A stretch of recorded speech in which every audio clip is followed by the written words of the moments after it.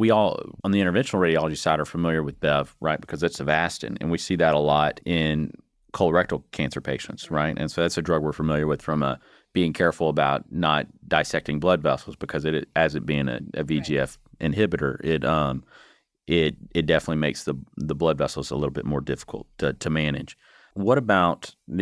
Can y'all tell me about the other trials like Himalaya? What is Himalaya?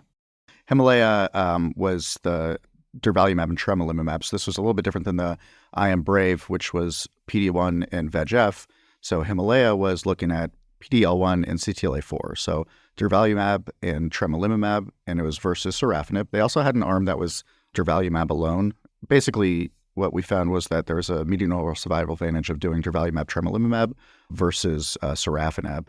And recently, they actually published their 5-year overall survival data. So at 5 years, about I think it was 19 to 20% of patients were still alive in the durva-tremi arm, which is pretty significant if you think back to, before we started, we were talking about patients everybody on lives for a sorafenib. year, yeah. Yeah, that we have a 5-year survival that's in the not just double digits, but 20% is actually pretty remarkable. What's interesting about the dosing of that is that you're using, in previous usage of PD-1 and anti-CTLA-4, like Ipi/Nivo primarily in other malignancies, you keep giving the CTLA-4, but this is a little bit different. So it's the STRIDE regimen. So you're giving durva and tremi, and the tremi you're only giving one time. So that CTLA-4 you're giving one time is like a priming dose in that first infusion.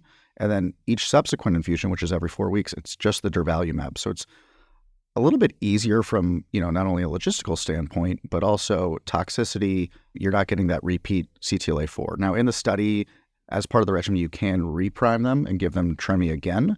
Let's say you had someone with a nice response, you could go back, if they lose that response after 6-9 months, give them tremi again. But the way it's designed is that you only give it that first time. So it is an interesting approach to treating them. I think the special part with the Himalaya trial, now that you're talking about that, they originally had the fourth arm. That is a several dose of tremelimumab with durvalumab, but tremi at the lower dose. But then it turned out to be the outcome did not really change that much compared to just the one priming dose, but side effect way much worse. Yeah, you see a slight increase. If you actually parse the data a little bit and look at the durva alone arm and then the durva with the one dose of tremi, there is a little bit of an increase in the immune-mediated adverse events, but it's not that much, and not as much as I would say that we're typically used to seeing with the addition of anti-CTLA-4 and other malignancies like renal cell carcinoma, right. melanoma, that kind of thing. The STRIDE is a relatively easy regimen to tolerate. Yeah. I think the other important point for both of these studies is it's really a combinatorial approach of targets. We were chatting a little bit before we started about, we think of immunotherapy usually from, the PD-1, PD-L1 axis. And in the earliest stages of immunotherapy or HCC, we were using single-agent PD-1 inhibitors like nivolumab or pembrolizumab.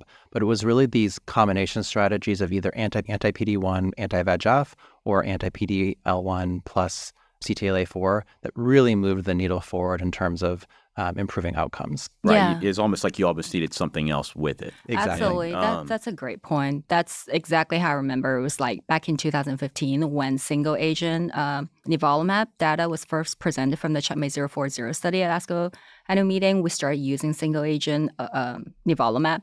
When we had a good response, we had a good durable response. But after everything after that, the frontline nivolumab trial was negative, and then Pembro was not that great. We very soon realized that we definitely need more than one single agent PD-1, PD-L1 blockade. I was going to quote that trial to sound smart, CheckMate 040, just so that I could not be considered the dumb one in the table. But CheckMate 459 was the phase 3 trial for that, and that wound up being negative. It was single agent.